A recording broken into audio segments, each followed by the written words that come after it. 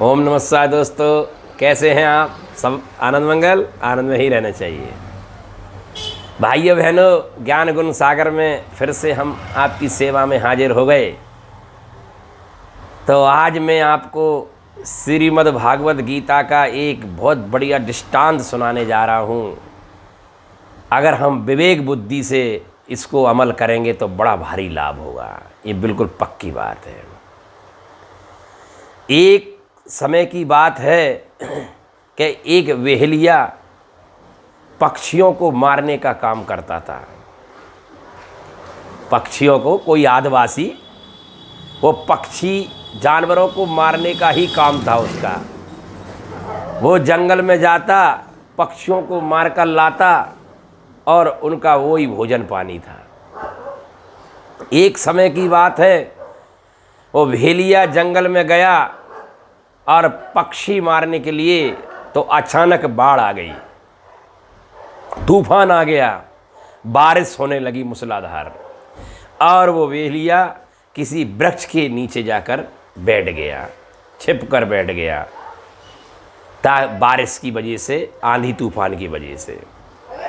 अब उसी वृक्ष के ऊपर एक कपोत और कपोती रहते थे, एक पक्षी, चिड़वा चिड़ैया मान लीजिए आप, ठीक है।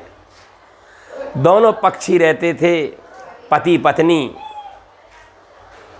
और अचानक एकदम हवा चली, बाढ़ आई, तूफान आया, तो उस घेसुआ से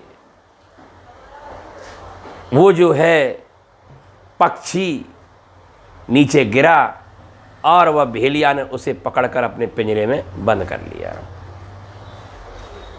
और जो कपोती थी, उसका पति चिड़वा, वो कहीं अन्न लेने के लिए, खाने पीने की वस्तु लेने के लिए कहीं बेचारा इधर उधर गया था। जब वो लौट कर आया तो देखा कि मेरी पत्नी कहाँ चली गई। तो उसने निगाह मारी नीचे कि मेरी पत्नी पिंजरे में बंद है, तड़प रही है। और ये भी अपनी पत्नी को देखकर चिड़वा बिलखने लगा और रोने लगा। जो कपोती थी, जो पिंजरे में थी, उसकी पत्नी, उसने अपने पति से कहा, हे प्राणनाथ, हे स्वामी, आप रोइए नहीं, हम किसी के काम आ जाएं, इससे बड़ी बात और क्या होगी। हम इस संसार में आए हैं तो दूसरों के लिए आए हैं, अपने लिए नहीं। भाइयों बहनों, एक पक्षी, एक जानवर में इतना ज्ञान है भाइयों बहनों, तो हम मनुष्यों में कितना बड़ा ज्ञान होना चाहिए। हम में तो और बड़ा ज्ञान होना चाहिए, समझदारी होनी चाहिए। भाइयों बहनों, उसका पति बिलख रहा है और उधर वो जो उसकी पत्नी पिंजरे में बंद पड़ी हुई है, वो तड़प रही है, फड़फड़ा रही है, और अपने पति से कहती है कि स्वामी, अपने घर में कोई अतिथि आया है, और अतिथि चाहे धर्मात्मा हो चाहे दुष्ट आत्मा हो, हमें तो अपना कर्तव्य निभाना है, अतिथि समझकर उसका स्वागत करना है।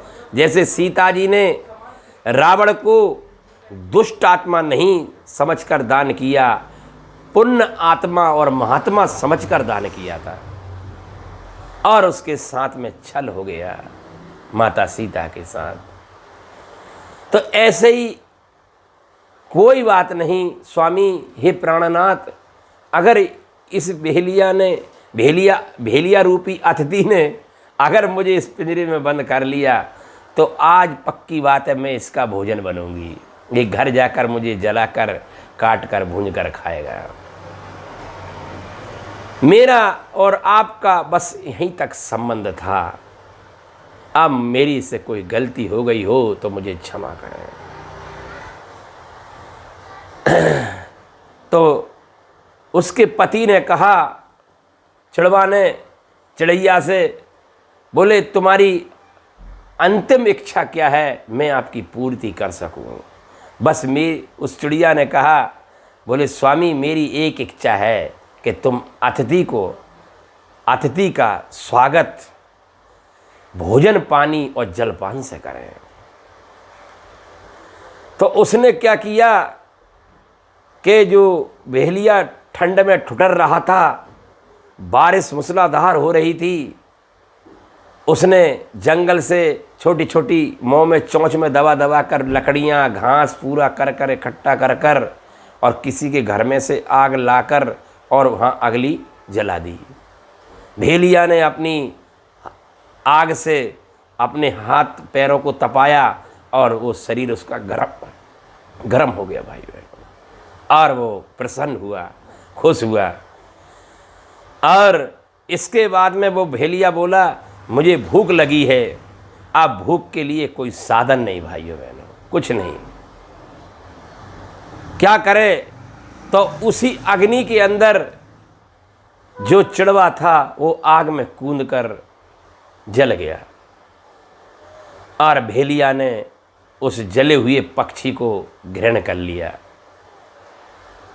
खा लिया। उसको तृप्ति हुई, आनंद आया उसको कि मेरा पेट भर गया, ये कितना अच्छा पक्षी है। जैसे ही उसने खाया तो उसकी बुद्धि बदल गई, और बुद्धि ये बदली कि मैं कितना दुष्ट दुराचारी पापी हूँ, निर्दयी हूँ, कि दूसरों को मार मार कर खाता हूँ, और आज देखो इसने मेरे लिए अपनी प्राण तक त्याग दिए, मेरा भोजन बन गए।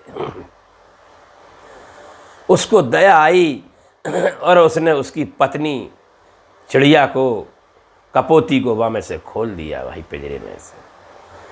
अब पिंजरे में से निकलकर कपोती कहती है कि हे अतिथि देव, मेरे पति आपके भोजन बन गए, अब मेरा भी इस संसार में रहने का क्या काम, मैं भी अपने प्राण त्यागती हूँ। और महाराज देखते देखते वो कपोती चिड़िया उस अग्नि में कूद कर